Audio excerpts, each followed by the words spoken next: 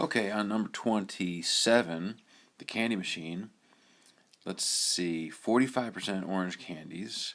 And would you be surprised if a sample of 25 candies from the machine contained 8 orange candies? That's 32%. How about 5 orange candies?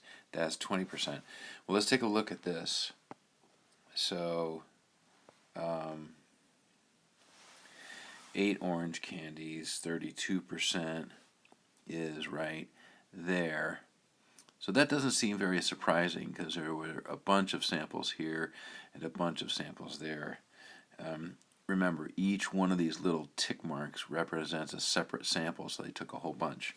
Oh yeah, here, 400 of them. So, but what about 20%? Well, down here, 20% out of the 400 samples, only, it looks like a handful, what, like 3, 6, 7, or 8? 7 or 8 out of 400 were 20 or less, so that might be a little bit surprising. So that's the answer to that one. So letter B, let's look at the two sample sizes. So for 50, let's look at 32. So right around, what, there is 32, so kind of on the outside. So in that range. Now let's look at the other one. Let's see. The other one, 32 is like right there. So quite a few more in there. So it looks like it would be more surprising in the sample size of 50, because he took 50 candies. The 32 is kind of on the outside here. There's not a lot of samples that were 32 or less. Okay, that's the answer to that one. Taking a look at that graph, where does our sample kind of fit in this distribution? On this outside seems like maybe not a large probability that that would happen.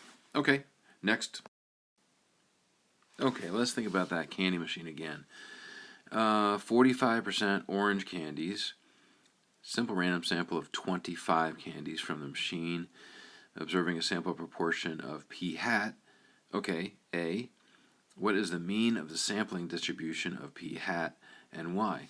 Well, the mean of the sampling distribution, p hat, should be the same as what they say the population is.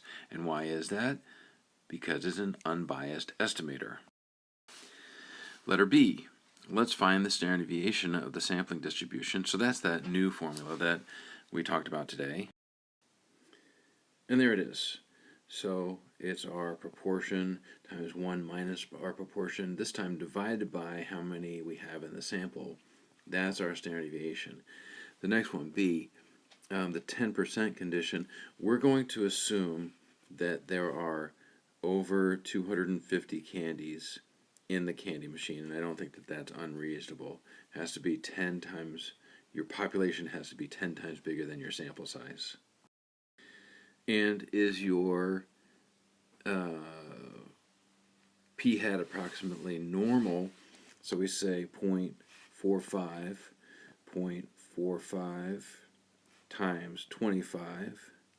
Is that bigger than 10?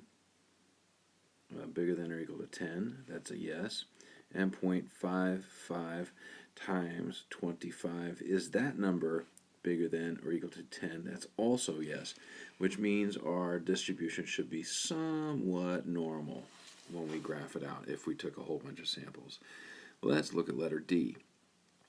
If the sample size were 50 rather than 25, how would this change the sampling distribution? Well, the sampling distribution would be maybe a little bit smaller widthwise, like that. And you can figure that out. All we have to do is change this number right there from 25 to 50. If we divide by a bigger number, then this number is going to get smaller standard deviation. In fact, it's 0.0704. I'll write that down. So the new one would be 0.0704. 0704 if we change this number to 50 instead. Okay, there's that.